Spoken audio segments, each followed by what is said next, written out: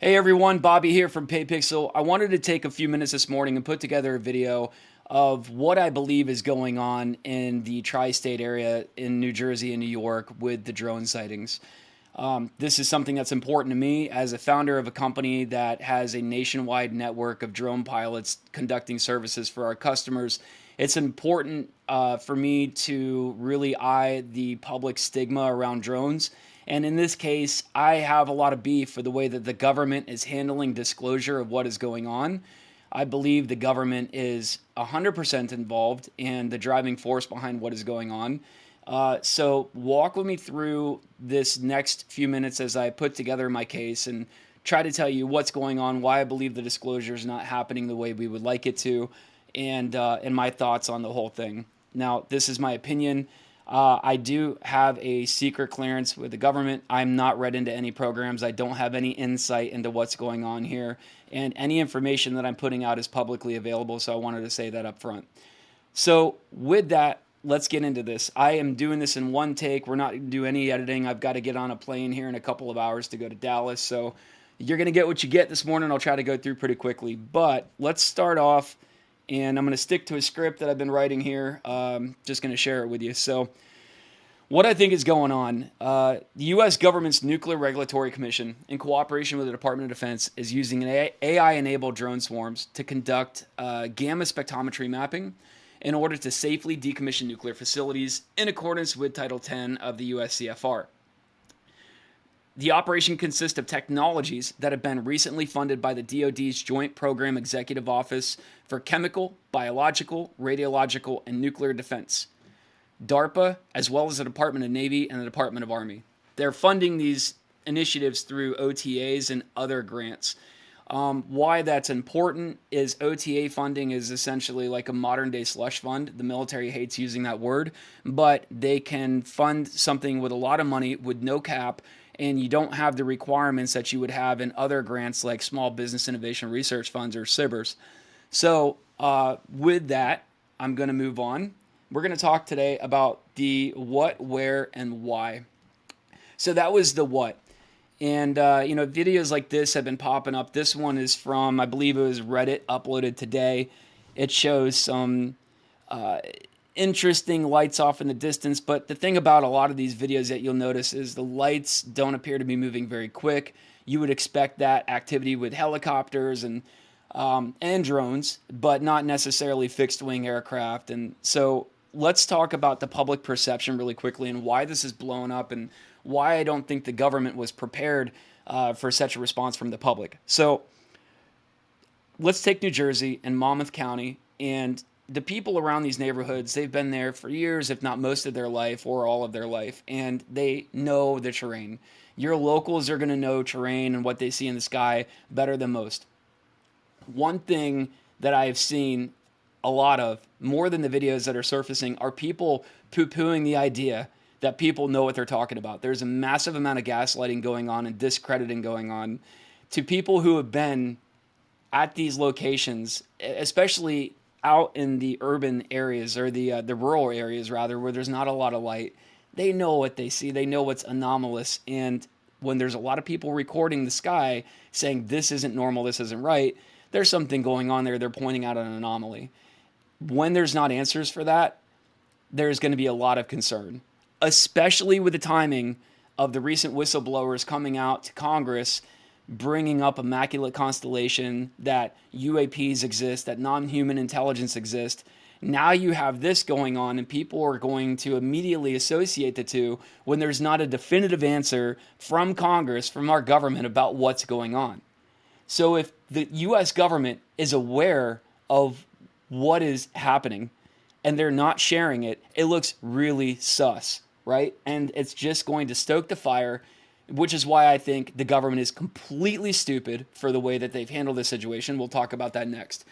So what's really going on? What's the power behind this? So I'm just going to jump right to this. The Biden administration this year added the last $1 billion to the EPA, what's called the super fund of the EPA. The EPA super fund is intended to clean up waste sites that had chemical, biological, or nuclear materials that aren't safe for alternative uses. So the super fund is intended to go clean up these sites and repurpose them once they're officially cleaned up and give them back to the community. It's kind of a big deal. So $1 billion, this was on February 27, 2024. So this year is a big year for the Biden administration. They're just about to step out of the office. They want to do their last thing and clean up, literally and figuratively, clean up what's on their to-do list. With that, you see news articles like this. The White House presses for Congress to provide more authority to address drones in U.S. airspace. Well, this is concerning for me, especially with my company. I have a vested interest in drone laws that are more lenient in favor of commercial drone operators operating legally in accordance with FAA laws to get the job done for commercial applications and mapping applications across the U.S. That's a big deal for us. And when you have these fragmented laws by counties and states and they're driven by fear, you get the system that is not very easy to operate in, and it just really holds us back in furthering the technology in the drone space. I don't think the American people know just how big of a deal drones are and how much they're going to be part of our life moving forward. And in fact, the purpose of this video today is to show you what we're doing with them and very likely what's going on in New Jersey right now and why that's a big deal and why it's a great application for all of humanity. And it's a great thing. We shouldn't be scared of it. We should be proud of it. We should laud it. And let's move forward. So the Department of Homeland Security pushed out a statement on December 16th, 2024. And I'm just going to read it through in case you can't see it with a screen resolution. There are more than 1 million drones lawfully registered in the FAA with the United States, I read that wrong, and there are thousands of commercial hobbyists and law enforcement drones lawfully in the sky on any given day. With the technology and landscape evolving, we expect that number to increase over time. Okay. FBI has received tips of more than 5,000 reported drone sightings in the last few weeks, with approximately 100 leads generated, and the federal government is supporting state and local officials in investigating these reports. But are they, though? They're not. They're leaving those representatives out to hang. They know what's going on, and they're not telling them what's happening. And these representatives look like assholes on TV, for lack of a better term. Consistent with each of our unique missions and authorities, we are quickly working to prioritize and follow these leads. We have sent advanced detection technology to the region, not entirely false, and we have sent trained visual observers. I bet you have. Having closely examined the technical data and the tips from concerned citizens, we assess that the sightings to date include a combination of lawful commercial drones, hobbyist drones, and law enforcement drones, as well as manned fixed-wing aircraft, helicopters, and stars. We have to gaslight a little bit in there because those orbs, they're definitely not aircraft or UAP. They're stars. I digress. We have not identified anything anomalous and do not assess the activity to date to present a national security or public safety risk over the civilian airspace in New Jersey or other states in the Northeast. That's not a false statement. It's ambiguous, and it's intentionally designed to be so. There's another part here. That said, we recognize the concern among many communities. We continue to support state and local authorities with advanced detection technology in support of law enforcement, but they don't know what you're doing. Law enforcement has no clue, and they're handling all these 911 calls because you didn't coordinate ahead of time. Shame on you. How stupid. I'm going to try not to cuss, so we'll see how long that goes. Additionally, there have been a limited number of visual sightings of drones over military facilities in New Jersey and elsewhere, including within restricted airspace. Such sightings near or over DoD installations are not new. The DoD takes unauthorized access over its airspace seriously and coordinates closely with federal, state, and local law enforcement authorities as appropriate. Local commanders are actively engaged to ensure there are appropriate detection and mitigation measures in place. Cool beans. So, we move on. With the EPA. So, the EPA Superfund has identified a list of sites that they're actively decommissioning. And, again, going back to, I think we have something here. Yeah, I wanted to read this. So, this is back to the $1 billion put into the Superfund. Superfund sites threaten public and environmental health across the country, but with today's announcement, the bipartisan infrastructure law is continuing to deliver on the promise we made to clean up backlog sites and give our communities the peace of mind they deserve. Okay, that's fantastic. They're going to repurpose those sites and either sell them off commercially or just put more government installation stuff on it. The government only grows, it doesn't go down. Maybe Doge will do something about that, but we'll see. Has yet to be discovered. So all they're doing is they're taking these sites that are 100 years old and they want to put more facilities on them. So here's the Superfund sites. Here's a map of the Superfund sites that are national priorities on the NPL, the National Priority List. You're going to see a lot of yellow here. These are all different. You have chemical, biological, radioactive, nuclear, CBRNE or CBRN as we call it in the military. And here's another site. This is from the United States Nuclear Regulatory Commission, the big one, the big lion on scene here. Sites undergoing active decommissioning by location or name. Well, you have a few here that are important. Let's see if we can pull them up, if this is going to work for me. You have the Indian Point Nuclear Generating Unit 2. You have the Picatinny Arsenal. And then you have down here Oyster Creek Nuclear Generating Station. What's interesting about this, and they don't show, is you have U.S. Naval Weapons Station Earl in Monmouth County, New Jersey, right here, which is actually on a list of actively decommissioning sites, but for whatever reason, it's not on this map. So the entity that we're going to talk about next is I want to go back and say and where. So this is happening throughout the tri-state area, all the way back into, almost the probably 100 miles inland from New York City. But it's important to talk about these operations. They're only at night.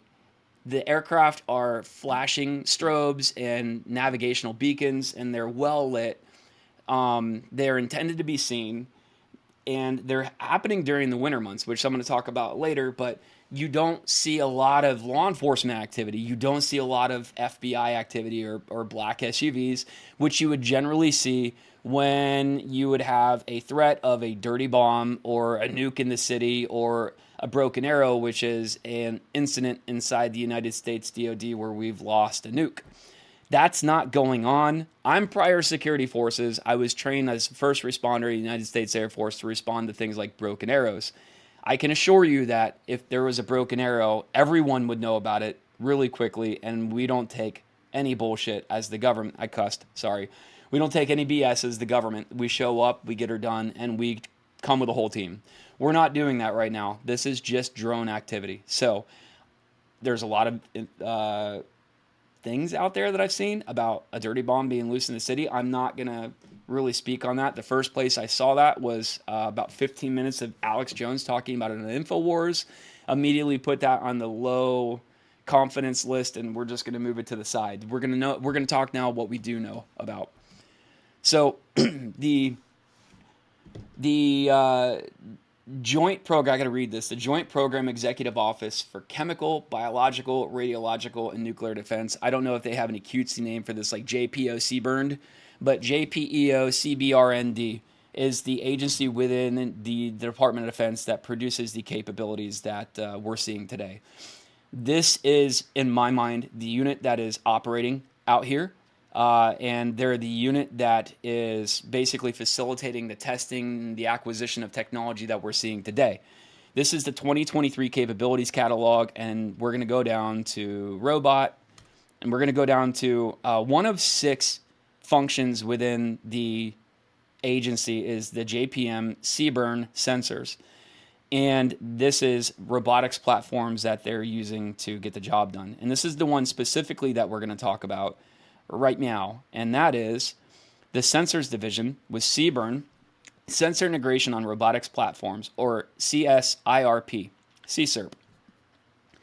CSIRP is a prototyping and fielding effort, that will repackage and integrate modular CBRN sensor solutions to enhance unmanned robotic platform programs of records to provide situational awareness across the echelons of command in order to enable freedom of maneuver and action on the battlefield. Holy word soup. DOD. Make it short, dude. I'm from the government. That's why I talk too long and use too many words. We're all verbose. Benefits of the warfighter. CSERP allows warfighters greater freedom to maneuver and operate on the battlefield and provides increased decision space for commanders at all echelons. Just say it's a force multiplier using drones and robots. That's literally all it is. Cool. Cool story.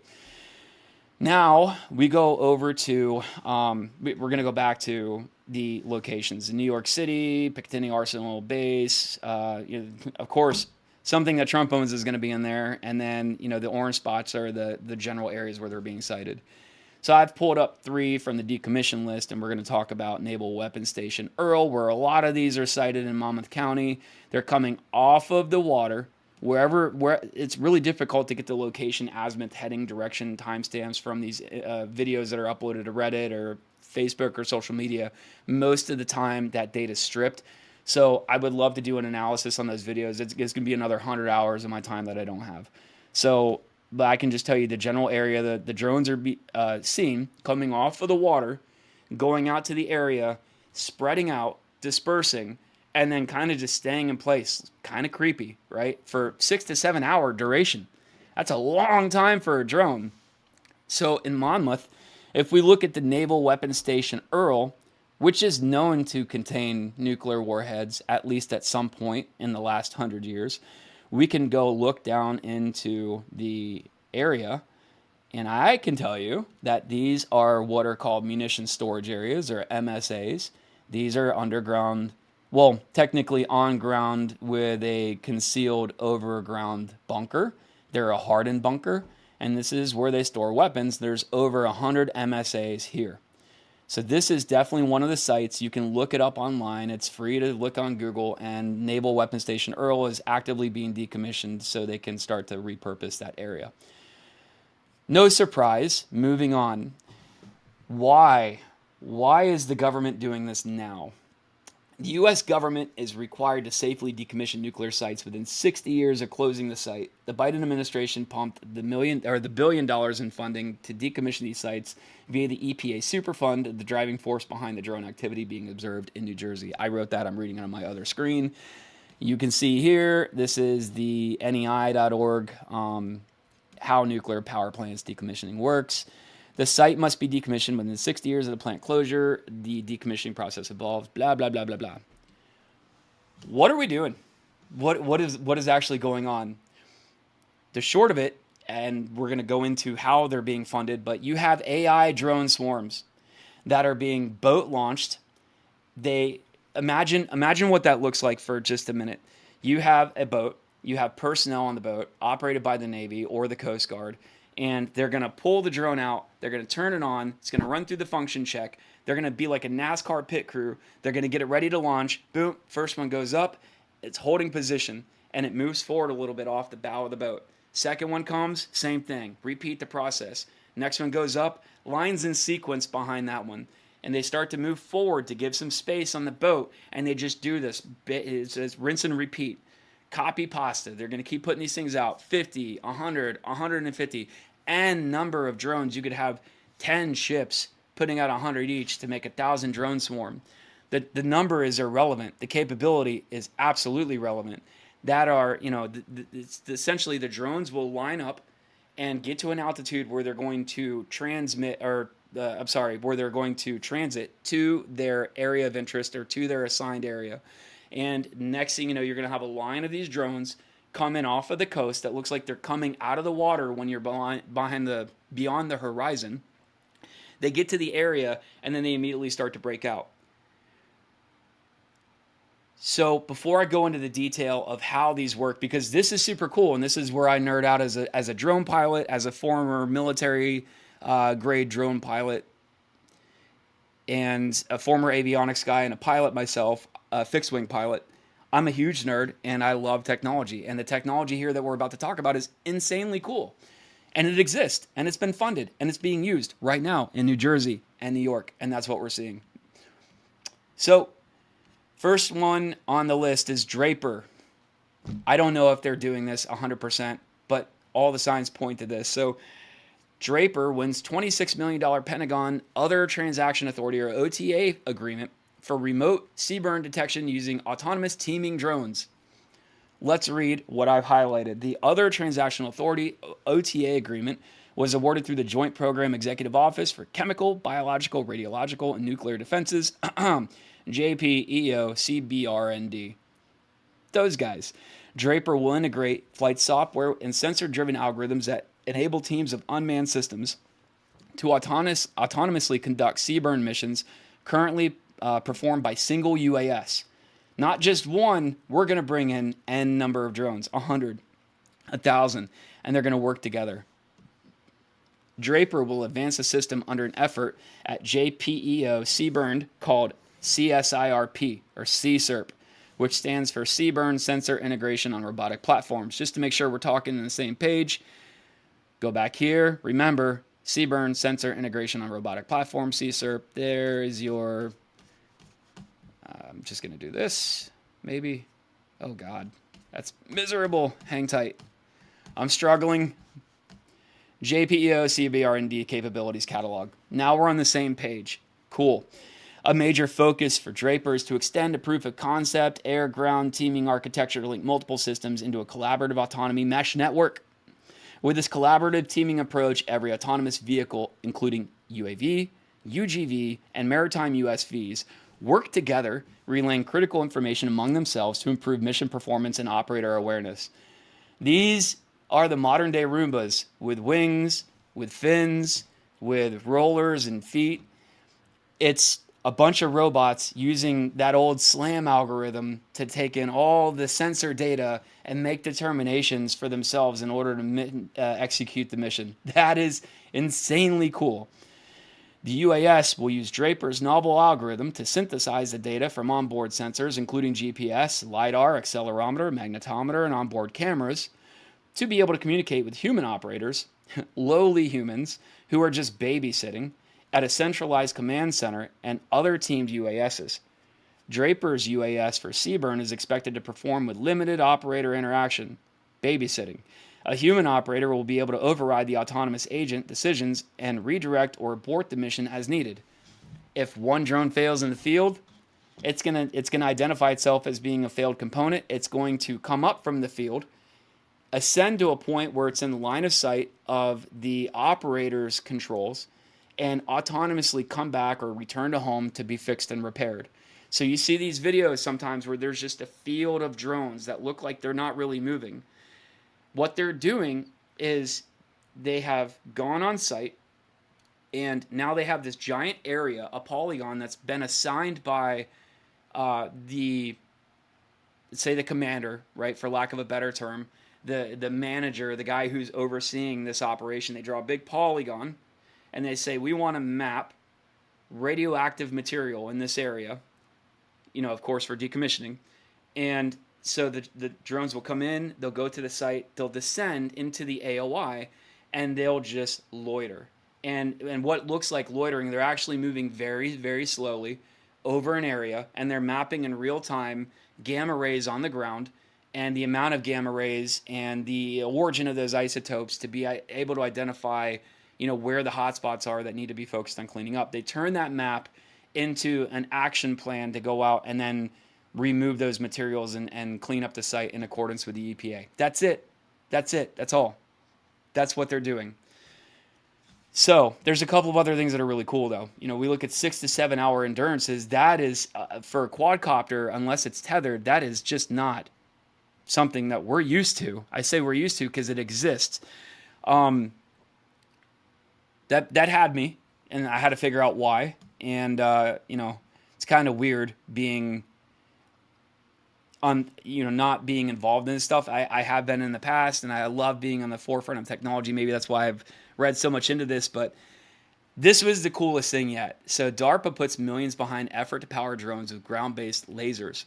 Raytheon gets $10 million to develop energy webs that could keep the drones in the air indefinitely. This is on December 19, 2023. So all of this comes from the early testing was in 2023, early on, and then some in 2022. We'll get to that last one in a minute. And then everything gets funded December to January 23 to 24. And now we're seeing the deployment of these capabilities and technologies. Can the U.S. military power an entire drone system, including its directed energy weapons, by firing a laser at it? Yeah, DARPA is paying Raytheon $10 million to start working on it. That's not started. It's in the middle of being worked on and probably being fielded right now. Two other teams from Draper, funny enough, and Beamco are also competing in the DARPA effort. Imagine that. It's part of the agency's Persistent Optical Wireless Energy Relay, or POWER program. Raytheon's contract follows the agency's 2022 Broad Agency Announcement, or BAA, seeking companies to demonstrate drones or other platforms that can pass laser energy from a ground source laser through multiple airborne nodes and back down to a ground receiver. What does that mean? Now you have your swarm out in the area. You have a ground laser emitter. It goes into one little beam of light, boop, passed into the first drone. It goes into the receiver of that drone, and they're locked on a gimbal, like two eyeballs looking at each other on moving platforms, and they're locked in. And it's taking what it needs from that laser to charge itself, and then taking mirrors and passing that beam of light actively into an emitter that is also gimbal mounted and looking at the next drone downrange. So each of these drones will have a sequential number, 1, 2, 3, 4, 5, and say there's 100 drones in a grid, and they're all passing a laser through it. All gimbal mounted receivers and emitters. And by the way, laser emitter receivers are the same thing. Fun fact. I'm going to get crushed by people for that. So whatever, go in the comments and attack me. I'm used to it. So these things are going to pass from one to another, and real-time speed of light shit. When that operator turns on the laser, they're going to see everything charging. So you can see, imagine like little battery icons, and they're all red. He turns on a laser and they all go green. And say like drone 72 fails for whatever reasons. It's out of sync, or motor's not working. It's not able to line up. It's not able to take that laser. It's you can see immediately everything downrange of that drone is powered off. So you would think in a smart system with the AI mesh, in theory, that drone would go up and ascend out of the field into the path to return to home. So it would get to the return to home altitude and go straight back to the ship.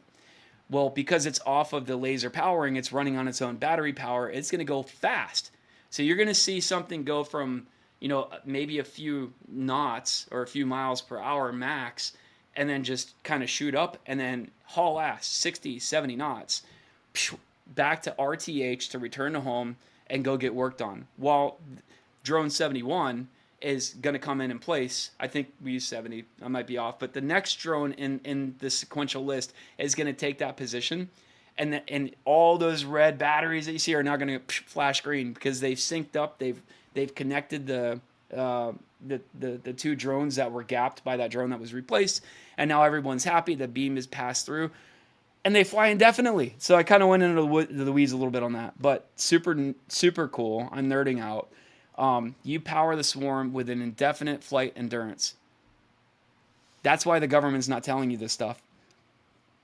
It's out there. I mean, this is on Defense One. It's an article. Here's the deal: when the government provides grants to companies like mine, or a private company, they want to do two things. They want to fund that company to build something for the government, but they also really are focusing on making sure that company has some kind of commercial application.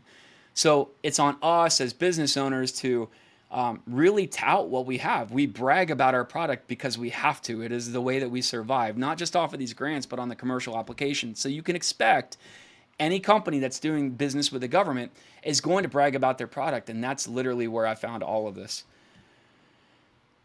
So the last part, and this is pretty cool too, and timely, Northrop unveils DARPA shipboard drone concept for Navy tactical missions. And you can see here, as the illustration shows, the defense, let's say called DARPA. DARPA's Tactical Technology Office awarded a contract to Northrop Grumman for designing an autonomous VTOL aircraft system. Photo, U.S. Navy. Illustration courtesy of Northrop Grumman. Is that what's flying out there? Well, we've seen other aircraft like the Pterodynamics, the folding wing, and all of that, VTOL aircraft, and it could be. It could be, but let's move on. The as yet unbuilt aircraft has been given a typically terrible Defense Department acronym, ANCILLARY, which stands for Advanced Aircraft Infrastructureless Launch and Recovery. The Northrop Grumman-built demonstrator should be a cost-efficient, multiple-mission-capable vehicle built on an agile platform that is a runway-independent aircraft. Northrop is one of 9 companies awarded contracts in late June to produce initial operational system and demonstration system conceptual designs for the DARPA program. Trust me when I tell you that we are a lot farther along at this point in 2024.